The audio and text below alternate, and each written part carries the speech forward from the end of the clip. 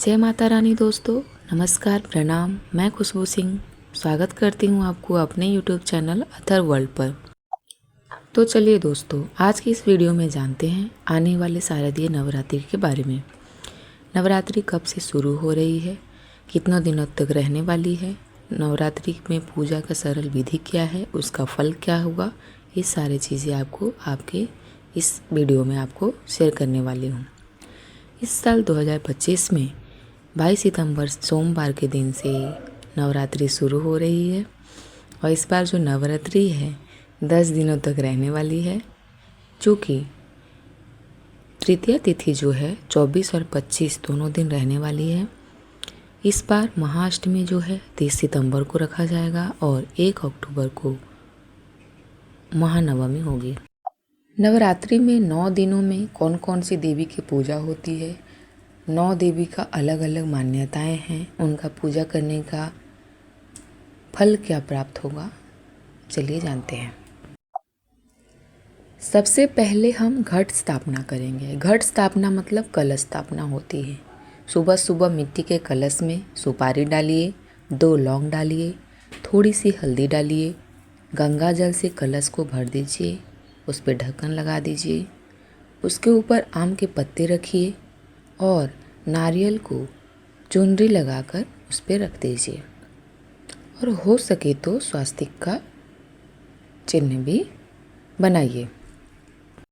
तो चलिए सबसे पहले जानते हैं 9 देवियों के नाम। पहले सर्वप्रथम शैलपुत्री, ब्रह्मचारिणी, चंद्रघंटा, कुष्मांडा, स्कंदमाता, कात्यायनी, कालरात्रि, महागौरी और सिद्धदात्री। माँ शैलपुत्री जो है हिमालय राज की पुत्री हैं, जिन्होंने शिव को प्राप्त करने के लिए तपस्या किया, आराधना की। इन्हें घी का भोग लगाइए और माता का पसंदीदा रंग जो है वो लाल है। माँ ब्रह्मचारिणी जो हैं अपने भक्तों को ये संदेश देती हैं कि परिश्रम से ही सफलता प्राप्त की जा सकती है। इस दिन माँ को अक्षत कुमकुम लगाकर साथ ही फूल अर्पित करें। ओम देवी ब्रह्मचारिये नमः है ये विशेष मंत्र का जाप करिए। इस दिन माँ को मिश्री का भोग लगाइए। नवरात्रि के तीसरे दिन जो है माँ चंद्रघंटा की पूजा की जाती है। जो लोग दाम्पत्य जीवन में हैं उनको तो माँ चंद्रघंटा की पूजा अवश्य करनी चाहिए। माँ को दूध और दूध से बनी हुई भोग से जैसे कि खीर का भोग लगाइए। नवरात्रि के चौथे दिन माँ कुष्मांडा की पूजा अर्चना की जाती है। माता सभी प्राणियों को ऊर्जा प्रदान करती हैं। माता की पूजा करने से भक्तों को समृद्धि, शक्तियाँ, सुख और मोक्ष प्राप्त होता है। माता अपने भक्तों की बीमारियाँ और परेशानियाँ दूर करती हैं। इस दिन माँ को मालपुआ का भोग लगाना चाहिए। नवरात्रि के 5वें दिन माता स्कंद माता की पूजा होती है। इस दिन की पूजा से संतान की प्राप्ति आसानी से हो सकती है। इसके अलावा संतान की तरफ से कोई कष्ट है तो उसका भी अंत हो सकता है। माँ स्कंद माता की पूजा में पीले फूल अर्पित करिए और उन्हें पीले चीज़ों का भोग लगाइए, जैसे कि केले का भोग लगा सकते हैं। नवरात्रि के 6ठे दिन माँ कात्यायनी का पूजा होती है। इस दिन माँ के पूजे में विशेष बात यह है कि अगर किसी का विवाह नहीं हो रहा है, वैवाहिक जीवन में किसी भी तरीके की कोई परेशानी आ रही है या कोई पर्सनल रिलेशनशिप से रिलेटेड कोई दिक्कत है, तो माता का 1008 बार जाप करिएगा। मंत्र है कात्यायनी महामाये महायोगिनिध्येश्वरी नंद गोप सतमा देवी पति में ते नमः। ये जाप करने से निश्चित रूप से माँ कात्यायनी का आशीर्वाद प्राप्त होगा।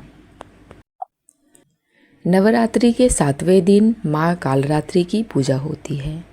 जिन लोगों को चिंता और नकारात्मकता की समस्या का सामना करना पड़ता है, उन्हें माँ कालरात्रि की पूजा अवश्य करनी चाहिए। देवी की पूजा करने से हर तरीके की रोग से मुक्ति मिलती है। देवी कालरात्रि भक्तों के जीवन से हर तरीके की भय दूर करती हैं। माता को गुड़ का भोग लगाइए। या देवी सर्वभूतेषु गौरी रूपेण संस्थिता नमस्तस्यै नमस्तस्यै नमस्तस्यै नमो नमः। नवरात्रि के 8वें दिन माँ महागौरी की पूजा होती है। कहा जाता है कि माँ पार्वती ने भगवान शिव का स्नेह पाने के लिए कठोर तपस्या की, जिसके बाद उनका रंग सांवला हो गया था। लेकिन ब्रह्मदेव की सलाह मानकर माँ ने पवित्र गंगा में स्नान किया तो वे महागौरी बनकर निकली। इसका मतलब ये है कि हम कोई भी परेशानी में हैं तो परेशानी से निकलकर नए तरीके से सोचिए। नया तरीके से सोचने से कोई समस्या का हल निकलेगा और हम अपने जीवन में सुधार ला सकते हैं। ये 8वें दिन की पूजा से हमको ये सीख मिलती है। शुद्धता और शक्ति की प्रतीक माँ भक्तों को स्पष्टता, निष्ठा और बाधाओं को दूर करने के लिए शक्ति प्रदान करती हैं। नवरात्रि के 9वीं तिथि को माँ सिद्धिदात्री की पूजा होती है। भगवान शिव ने माँ सिद्धिदात्री की कृपा से ही 8 सिद्धियों को प्राप्त किया है। इन सिद्धियों में अणिमा, महिमा, गरिमा, लघिमा, प्राप्ति, प्रकाम्य, ईशत्व, वसित्व। इन्हीं माता की वजह से ही शिव को अर्धनारीश्वर का रूप मिला, जैसे आधा शरीर शिव और आधा माँ पार्वती का रहता है। इस दिन से ये सिद्ध होता है कि ज्ञान और शक्ति का सही इस्तेमाल से ही सफलता प्राप्त होती है। इस दिन माँ को तिल का भोग लगाइए।